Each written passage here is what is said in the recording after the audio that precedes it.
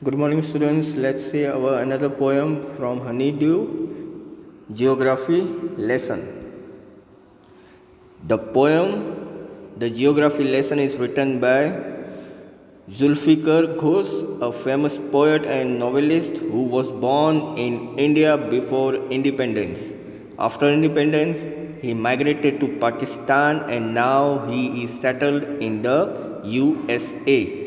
तो geography lesson जो poem जो है वो जुल्फ़िकर ने लिखी हुई है, जो कि फेमस पोएट है और नॉवेलिस्ट है, और उनका बोर्न जो है इंडिया में हुआ था इंडिपेंडेंस से पहले, और इंडिपेंडेंस होने के बाद जब इंडिया इंडिपेंडेंस हो गया उसके बाद वो माइग्रेट हो गए थे पाकिस्तान, और अब वो जो है यूएसए में सेटल्ड है.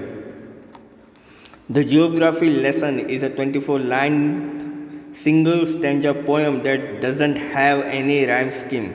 तो जियोग्राफी लेसन पोएम जो है वो 24 लाइन की सिंगल स्टैंजा वाली पोएम है जिसमें किसी तरह की भी कोई भी राइम स्कीम नहीं है. In the poem the poet talks about the 3 important things. तो इस पोएम के अंदर पोएट जो है वो 3 इम्पोर्टेंट थिंग्स के बारे में बता रहे हैं.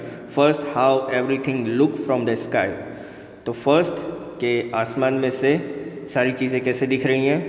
Second, how civilisation was established and the reason behind the unorganised settlement. Second चीज़ क्या है कि जो सिविलाइजेशन जो है वो किस तरह से एस्टेब्लिश हुई है और उसके पीछे का रीज़न क्या है अनऑर्गेनाइज्ड सेटलमेंट का. And third, his question to himself, why people hate each other.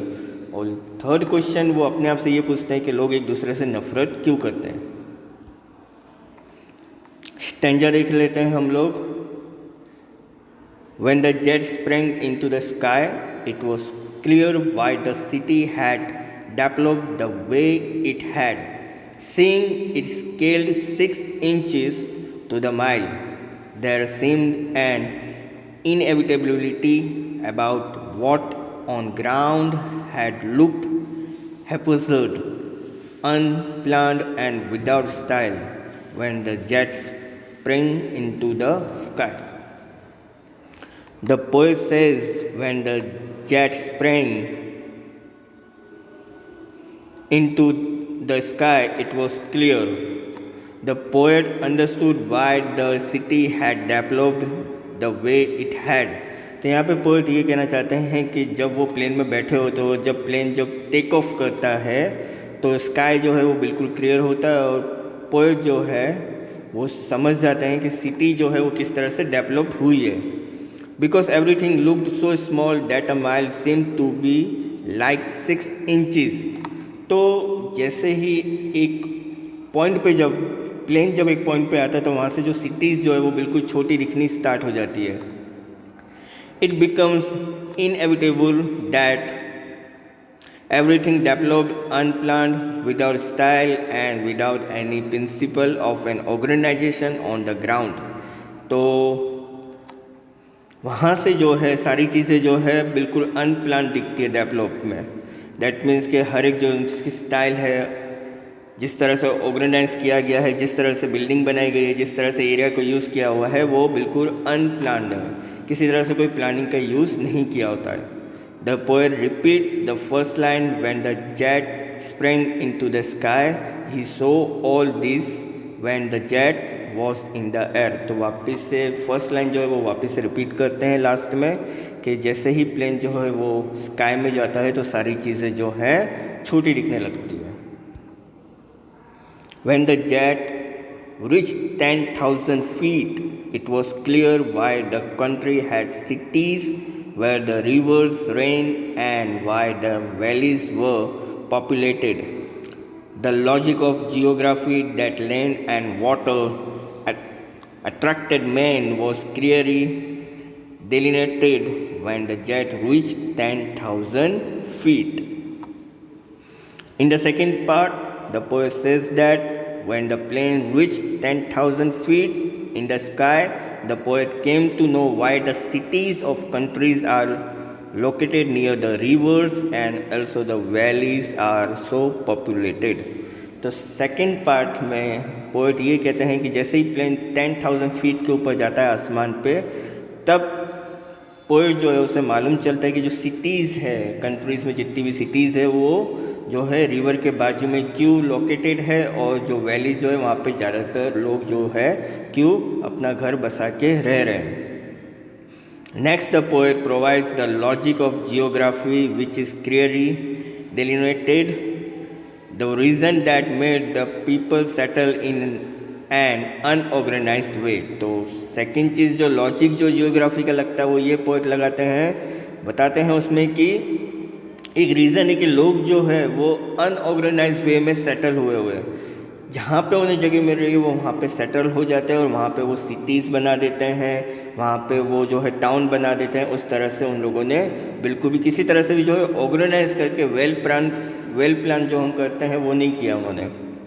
According to him land and water which are the life line and the reason for our survivor attracted the early humans. तो उनके according से land और water क्या है, तो life line है हमारी और एक रीज़न है कि जिसमें हम सर्वाइव कर पा रहे हैं। तो उसको अट्रैक्ट किसने किया, तो वो पहले से ही ह्यूमन को उसने अट्रैक्ट करके रखा हुआ है।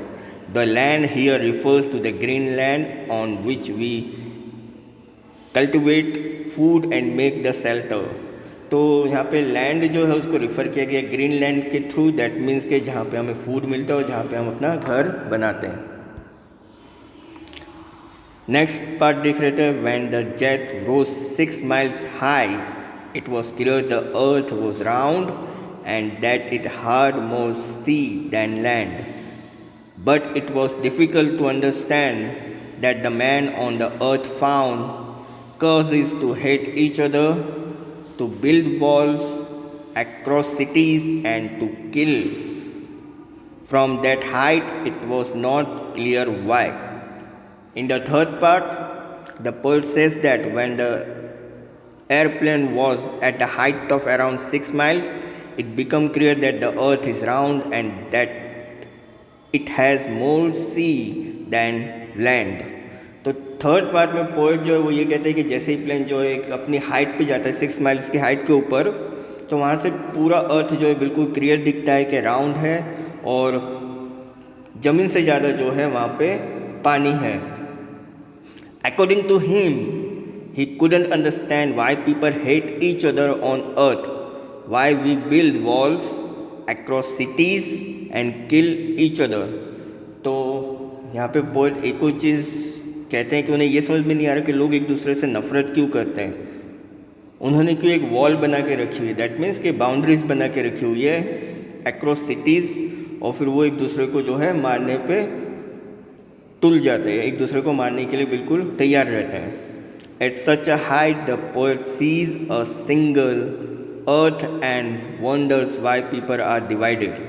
तो एक हाइट के ऊपर पोएट जो है देखते हैं कि अर्थ तो बिल्कुल एक सिंगल अर्थ है और इतना अच्छा वंडर है, इतनी अच्छा जो है दिख रहा है अर्थ, तो लोग क्यों डिवाइड है। ही कुडंट अंडरस्टैंड, तो उन्हें वो समझ में नहीं आ रहा कि इतनी खूबसूरती होने के बावजूद भी अर्थ पे जहाँ पे लैंड है, वाटर है, सीज है, सब कुछ है, नेचर है, तो लोगों ने क्यों वॉल्स बना के रखी हुई है, क्यों उन्होंने एक सिटीज़ खड़ी कर दी है और हर एक सिटीज़ के वहाँ पर जो है जहाँ पे जो भी सिटीज़ है तो उनकी जो कंट्रीज उन्होंने एक वॉल तैयार कर दी है जो कि बाउंड्री है, फिर वो एक दूसरे को मारे जा रहे हैं, क्यों लोग डिवाइड हो चुके हैं, तो वो एंड में भी उन्हें समझ में नहीं आता है। तो यहाँ पे आपकी जो पोएम है जियोग्राफी लेसन वो यहाँ पे कंप्लीट होती है। इसके रिगार्डिंग अगर आपका कोई भी क्वेरी या कोई भी डाउट हो तो आप मुझे कॉल कर सकते हैं। Thank you.